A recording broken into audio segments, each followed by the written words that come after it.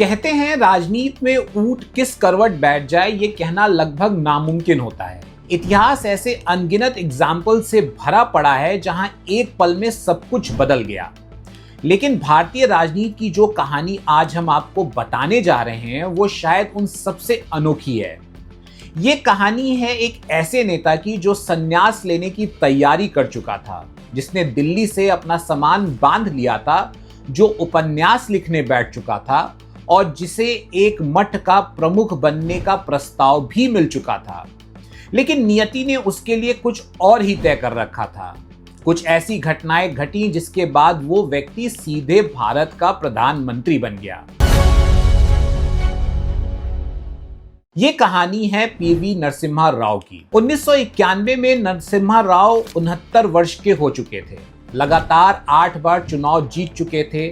5 दशक से अधिक समय तक सक्रिय राजनीति में रहने के बाद वे जीवन की आपाधापी से थक चुके थे। कांग्रेस में यह चर्चा भी जोरों पर थी कि पूर्व प्रधानमंत्री और कांग्रेस के अध्यक्ष राजीव गांधी अपनी अगली कैबिनेट में युवा चेहरों को अधिक अवसर देना चाहते हैं। लोकसभा चुनाव की तैयारियां शुरू हो गई थी। 2 अप्रैल 1991 को राव की राजीव गांधी से मुलाकात हुई। इस मुलाकात में क्या हुआ इसको लेकर 2 दावे हैं। विनय सीतापति अपनी पुस्तक हाफ लॉयन में लिखते हैं कि उस बैठक में मौजूद एक वरिष्ठ अधिकारी के अनुसार नरसिम्हा राव ने राजीव गांधी से कहा कि वे चुनाव प्रचार से थक चुके हैं और इस बार उनकी लोकसभा सीट किसी दूसरे नेता को दे दी जाए। दूसरी ओर पूर्व केंद्रीय मंत्री सुब्रमण्यम स्वामी का दावा है कि पहल स्वयं राजीव गांधी की ओर से हुई थी।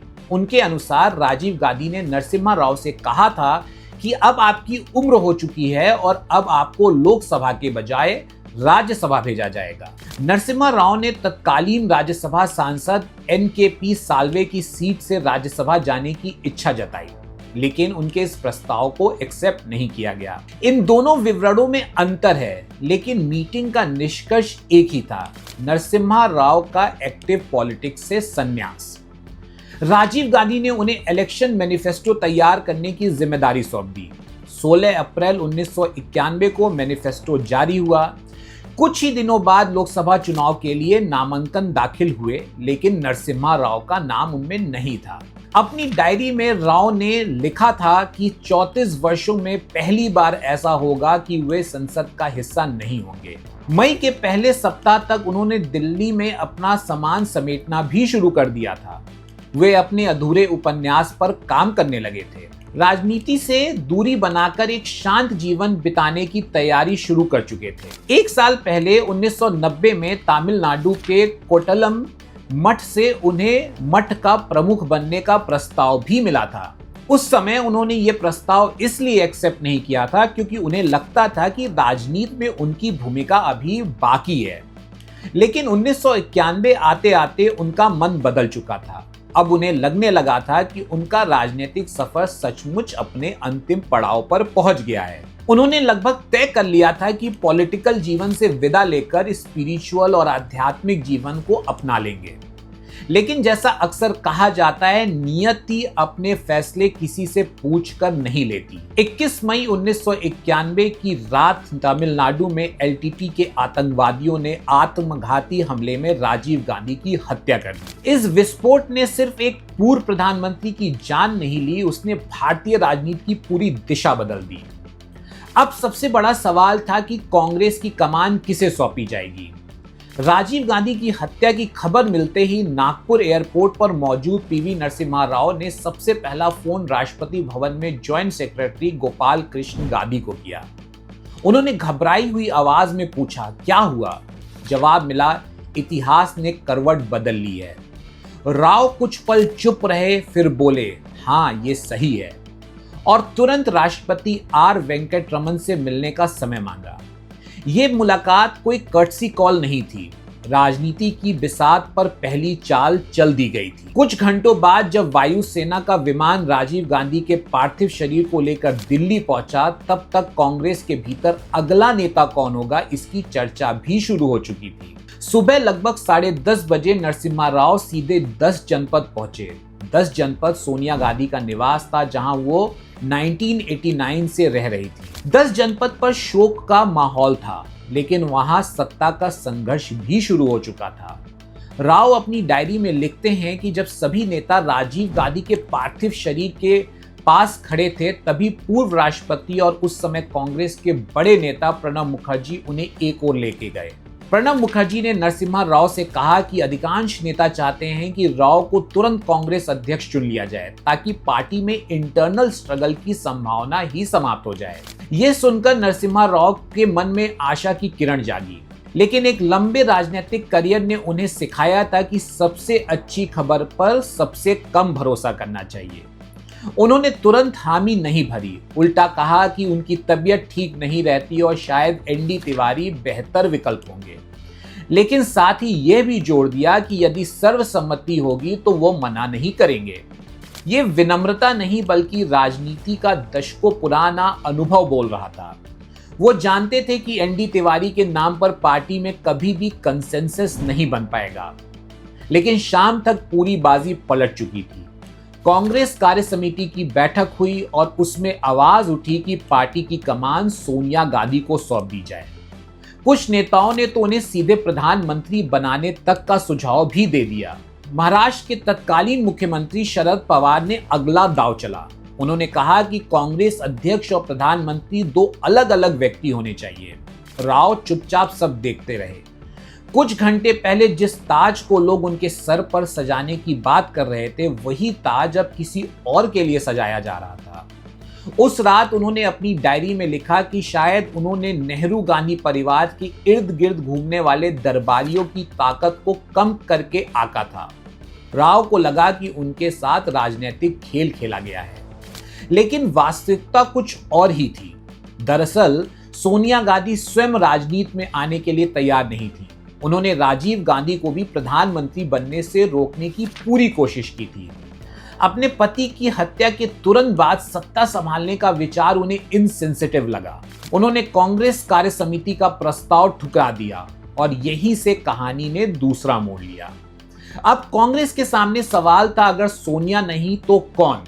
एक नाम शरद पवार का था, लेकिन उन पर सभी को भरोसा नहीं था। एनडी तिवारी कई कारणवश राजीव गांधी की गुड बुक्स में नहीं थे, तो नेचुरली सोनिया गांधी भी उनके नाम पर एग्री नहीं करती। अर्जुन सिंह और माधवराव सिंधिया गुटबाजी के कारण विवादित नाम थे। पार्टी को ऐसा व्यक्ति चाहिए था जिसके नाम पर कोई बगावत ना हो, कोई अपोजिशन ना हो।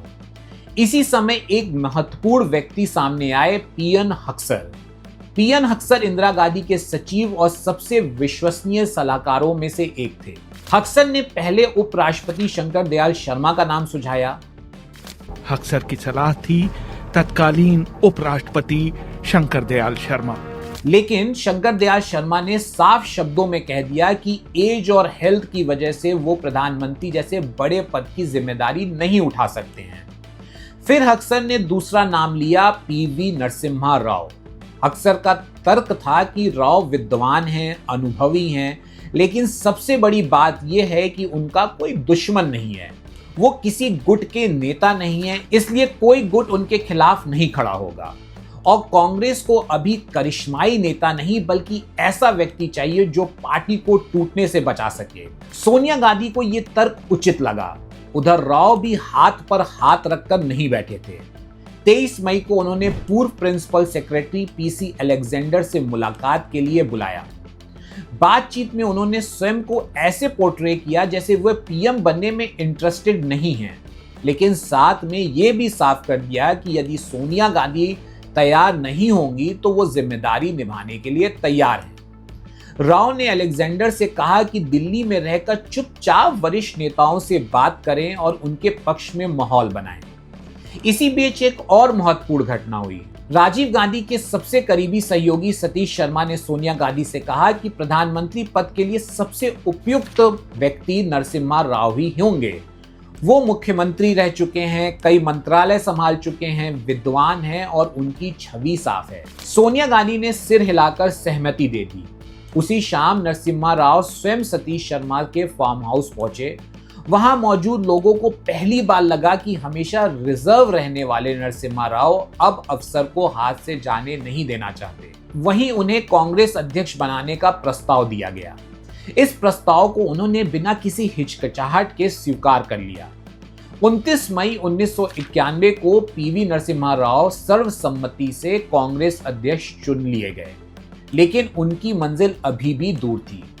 बहुत से नेताओं को लगता था कि राव का अध्यक्ष बनना केवल कुछ महीनों के लिए इंटरिम अरेंजमेंट है। यह भी चर्चा थी कि 1992 में उन्हें राष्ट्रपति बना दिया जाएगा और फाइनली सोनिया गांधी ही पार्टी और सरकार दोनों की कमान संभालेंगी। लेकिन उससे पहले लोकसभा चुनाव का परिणाम आना बाकी था। 18 जून 1991 को लोकसभा चुनाव के नतीजे आए। कांग्रेस 232 सीटों के साथ सबसे बड़ी पार्टी बनकर उभरी, लेकिन पूर्ण बहुमत से दूर थी। अब प्रधानमंत्री कौन बनेगा, इस पर अंतिम संघर्ष शुरू हुआ। शरद पवार ने आखिरी दांव चला। उन्होंने मांग की कि कांग्रेस संसदीय दल का नेता गुप्त मतदान से किया जाए। उन्हें उम्मीद थी कि सांसदों के बीच उनकी ताकत सामने आएगी। राव समझ गए थे कि अब एक गलती सब कुछ खत्म कर सकती है। उन्होंने पीसी अलेक्जेंडर के साथ लगातार बैठकों का दौर शुरू किया। एक एक मुख्यमंत्री, एक एक प्रदेश कांग्रेस अध्यक्ष और सभी वरिष्ठ कांग्रेसी नेताओं से संपर्क साधा गया।